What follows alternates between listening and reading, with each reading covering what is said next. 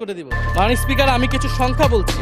1700 কোটি টাকা, 765 কোটি টাকা, 679 কোটি টাকা, 621 কোটি টাকা, 201 কোটি টাকা, 182 কোটি টাকা, 97 কোটি টাকা। মাননীয় স্পিকার, এগুলো আমাদের সংসদ সদস্য যারা তাদের ঋণ রয়েছে মাননীয় স্পিকার। এবার আমি নাম বললাম না, পরের সেশনে কিন্তু মাননীয় স্পিকার আমি নাম ধরেই কথা বলবো। এগুলো ফ্যাক্ট। এবং এখনো দুইজন আসতে পারে নাই এই কারণে। এখন দুর্নীতির বিরুদ্ধে তো যুদ্ধ ঘোষণা হয়েছে। এখন এই ঋণগুলো কবে বাংলাদেশের জনগণ ফেরত পাবে, বাংলাদেশের ব্যাংক ফেরত পাবে মাননীয় স্পিকার, এটা আমরা জানতে চাই। মাননীয় স্পিকার, যদি সময় একটু বাড়িয়ে দেন। মাননীয় স্পিকার, 16 বছরে আওয়ামী লীগের যে দুর্নীতি, সেই দুর্নীতি থেকেও বড় হয়ে গেছে অন্তর্বর্তী সরকারের সময় ছাত্র সমন্বয়করা কি দুর্নীতি করেছে মাননীয় স্পিকার। ছাত্র সমন্বয়করা খুবই খারাপ। তারা মন্ত্রণালয়ে ঘুরেছে, দুর্নীতি করেছে, কিংস পার্টি করেছে।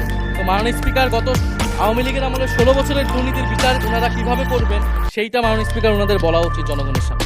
আরও ভালো হয় যদি 2001 থেকে 6 সাল পর্যন্ত মাননীয় স্পিকার যে দুর্নীতির অভিযোগগুলো এসেছিল সেটারও একটা স্বচ্ছ তদন্ত মাননীয় স্পিকারের বর্তমান সরকার।